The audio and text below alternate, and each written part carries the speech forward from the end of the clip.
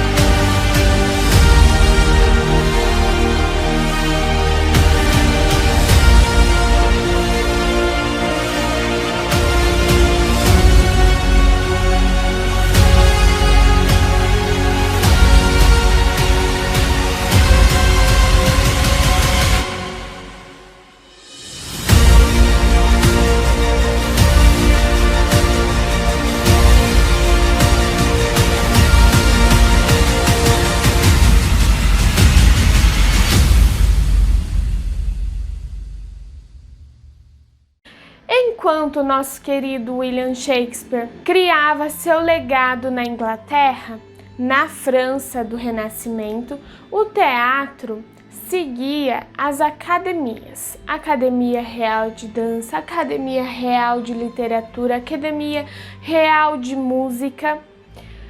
Usava no teatro a Academia Real de Literatura. Para suas apresentações, eram usados os cenários todos em barroco, que é o barroco da famosa Contra-Reforma da Igreja, mas usando o clássico para suas atuações. O rei Luís XIV, que era o rei absoluto, na França ainda era o absolutismo, ele mantinha financeiramente todas as artes. Ele até se apresentava em suas festas no Palácio Real de Versalhes. Todo tipo de arte. Era ele que bancava financeiramente, o que possibilitou a criação de muitas obras. E no teatro francês nós vamos conhecer Molière, que o teatro não seria nada sem ele.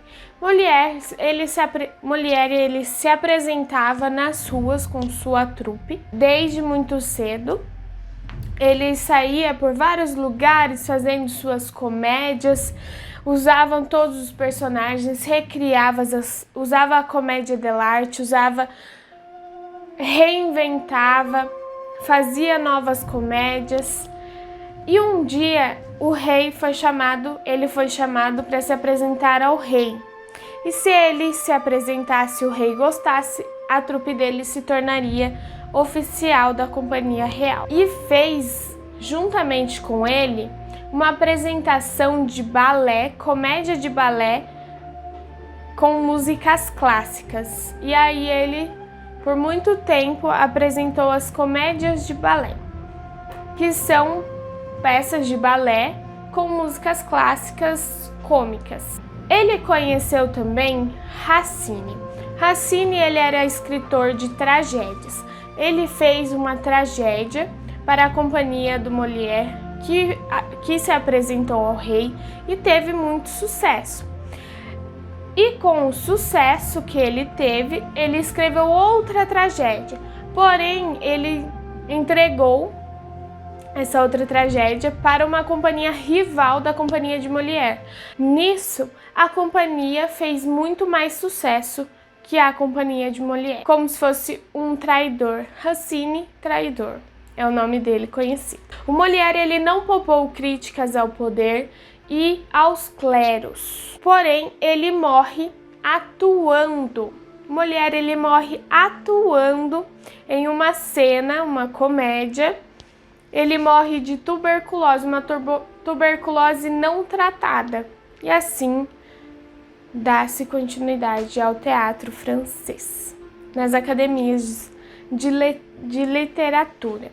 Naquela época, os atores eram tidos como marginais pela igreja, então eles não podiam ser enterrados nos cemitérios da igreja católica. Mas o rei puxava uma corda para ele e acabou enterrando o Molière, mas ninguém sabe onde está o corpo de Molière. E aí nós vamos dar um pulo lá na Espanha.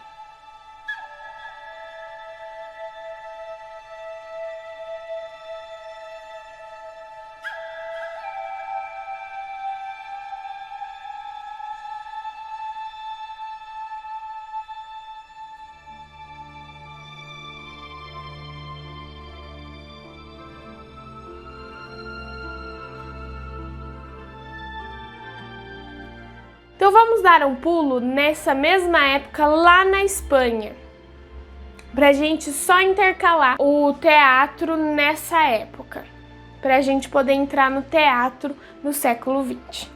Na Espanha, com a vinda da comédia dell'arte, Shakespeare, de Molière, teve sua época de ouro. Na sua época de ouro, eles montavam edifícios de teatro, palcos de teatro que eram fáceis de desmontar, para assim poder carregar para os cantos de apresentações. Eram apresentados durante o dia e ao ar livre. O teatro vai se consolidar na Espanha no século XVII, contendo centenas de comédias. E entre essas centenas de comédias, muitos atores e autores fizeram parte. Mas eu vou falar 3 somente, os principais, os mais famosos. Calderón de la Barca, que fez por aí umas 200 peças e ficou famoso pela peça A Vida é um Sonho. Nessa época também eram famosas as peças onde os heróis usavam capas, espadas e máscara, tipo Zorro, sabe? Calderón de la Barca também fez o mundo do teatro, o grande mundo do teatro. Tem também Lope de Vega, que é o outro autor, escritor de peças, que fez mais de 1.500 peças de teatro de comédias. Ele começou a escrever aos 11 anos, muito tenro, muito cedo ele começou a escrever suas peças. Nessas peças continham muitas cenas de vinganças, geralmente vingança contra uma mulher, uma mulher que foi sujeitada, sempre a mulher sendo a vítima e alguém brigando por ela. Então tem vários duelos, vinganças. E uma delas é a Font of Juna. Difícil falar. Espanhol ainda. Temos também Tiso de Molina, que fez 400 peças, porém hoje nós temos só 90 peças dele, trazendo muito simbolismo e críticas. E uma delas é O Burlador de Sevilla, que serviu também como inspiração a uma peça de Molière. Findando o século XIX, XVIII e XVI, que está entre o Renascimento e o Barroco, eu vou iniciar agora uma fala sobre o teatro no século XX. Temos o teatro do absurdo, o teatro futurista, o expressionista, que é o teatro do absurdo, e o teatro épico, no século XX aqui no Ocidente. O teatro do absurdo expressionista, ele se passa entre as guerras mundiais, o que deixou o povo um certo vazio, uma certa busca de quem sou eu, quem é o ser humano, como que o ser humano, como que usa a razão, a emoção. A gente sabe como foi o expressionista. Se a gente não sabe, tem um vidinho aqui que explica como foi a época do expressionismo. Então os artistas passaram a questionar a tradição do teatro, aquele teatro clássico, renascentista, barroco, assim como todas as artes clássicas foram questionadas. E a partir daí, tudo deixou de ser clássico, nunca mais voltou ao clássico. É claro que sempre tem base do clássico, porque foi onde iniciou. Pensando em modificar toda a estrutura do clássico, o teatro do absurdo trouxe novas ideias, explorando a imaginação do público, a imaginação do autor, a imaginação do ator, trazendo a literatura fantástica que faz esse processo de imaginação, trazendo vários suspenses, cenários distorcidos, tudo para proporcionar, trazer a imaginação do público e talvez preencher um certo vazio que as guerras tinham deixado. Eram usadas máscaras para tirar a identificação do ator e que ele pudesse ser qualquer coisa, qualquer objeto, deixando várias técnicas marcantes, saindo totalmente da realidade do artista, da realidade do que é real do nosso dia a dia. E um exemplo disso é um filme que foi deixado gravado, que a gente tem como exemplo hoje. É um filme tenebroso que chama O Gabinete do Dr. Caligari.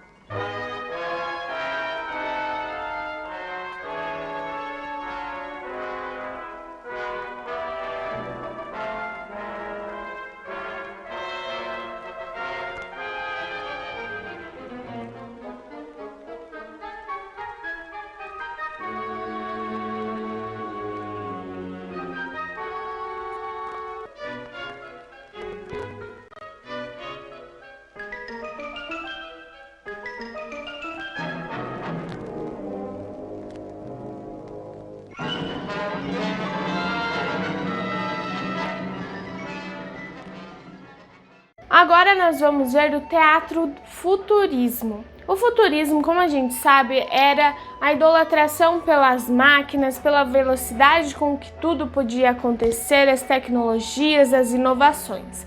Pensando nisso, o teatro também foi assim, mais conhecido como teatro sintético.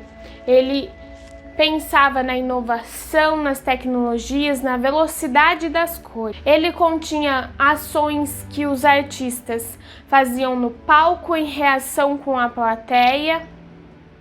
Ao mesmo tempo, ele estava lá atuando no palco, simultaneamente outros artistas atuando na plateia, com cenas curtas de grandes ações com poucas falas. Esse era o teatro futurista. E surgiu junto a fotodinâmica, que eram fotos tiradas de vários movimentos, dando a impressão de movimento na foto, que deixava um pouco, na época, um pouco tenebroso, um pouco meio peculiar. O teatro do futurismo surgiu na Itália. E para finalizar, nós vamos ter o teatro épico. Surgiu na Alemanha no século XX. O teatro épico surgiu na Alemanha no século XX e foi muito politizado, para assim dar uma modificação na sociedade. Pois, para eles, o teatro não deveria hipnotizar as pessoas, mas sim fazer com que elas pensassem criticamente, dando aos atores um distanciamento e gestos exagerados para a formação, dando assim para o espectador uma sensação de que aquilo é teatro e não é real, não tem a ver com a realidade. Trazendo vários meios, como a comunicação direta do ator para o espectador, a exposição de aparatos cenográficos como as coxias, os cenários, o ator como um sujeito crítico das ações que ele está produzindo, músicas de fundo como comentário, sem ordem cronológica. No momento está no passado, o outro no presente, sempre com o intuito de provocar reflexão e crítica do que estava se passando. E para a gente finalizar com um exemplo, o filme de Dogville, de 2003, já no século XXI, de Lars von Trier. Esse filme ele tem várias críticas ao consumismo, à xenofobia e assim várias outras críticas. Esse autor ele foi desafiado a criar um filme dentro do cinema com as características do teatro épico.